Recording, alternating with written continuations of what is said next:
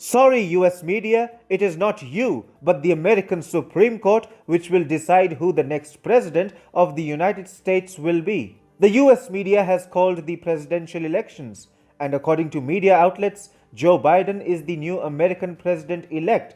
But it seems that the US presidential election results are not going to be as straightforward as they seem to be. In fact, it seems that the American Supreme Court will be the one deciding who becomes the next US president. The Trump campaign has launched a blistering assault over allegations of voter fraud and has vowed to take the matter before the US Supreme Court.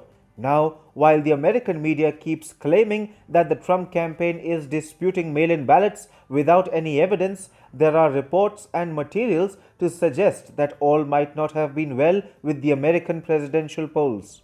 Trump's lawyers have also claimed that the fight is not over in Philadelphia and Pennsylvania. Rudy Giuliani, the president's personal lawyer, vowed at a Philadelphia press conference that a catena of new lawsuits is coming to challenge the Democratic Party hacks in the city that seem to have tipped the balance in favor of Biden. Speaking from the parking lot of a landscaping business in northeast Philadelphia, Giuliani said, "This city has a sad history of voter fraud." He added, "It's illegal, it's unconstitutional, and we will be bringing action." Trump himself also said, "The simple fact is that this election is far from over," after the US media called the elections in Biden's favor. Giuliani also alleged that there was no inspection of a single mail-in ballot. He added that no Republican got a chance to look at the ballots. He claimed to have witnesses who could help the Trump campaign mount an assault on the voting process in Pennsylvania. Giuliani said, "We're going to have many witnesses. This is not a small case. This is going to be a big case." Trump's lawyer also alleged that the same kind of voter fraud took place in other states. He said, "And I'll also add, the same thing was done in Georgia, the same thing was done in Michigan, and the same thing was done in North Carolina." Nick Adams, an author endorsed by the President of the United States, also tweeted, 300,000 ballots in Pittsburgh, Pennsylvania were not inspected by a single Republican poll watcher. This is fraud. From within Pennsylvania, which boasts of as many as 20 electors, clear allegations of irregularities in mail-in ballots are emerging. A US Postal Service whistleblower, Richard Hopkins, has even alleged that backdating of ballots to November 3, 2020 took place.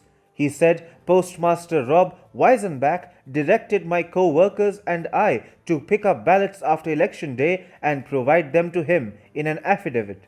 The mailman added, "As discussed more fully below, I heard Weisenbach tell a supervisor at my office that Weisenbach was backdating the postmarks on the ballots to make it appear as though the ballots had been collected on November 3, 2020, despite them in fact being collected on November 4th and possibly later."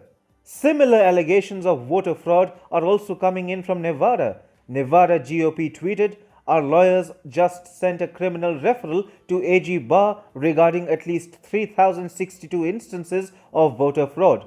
We expect that number to grow substantially. Thousands of individuals have been identified who appear to have violated the law by casting ballots after they moved from Nevada."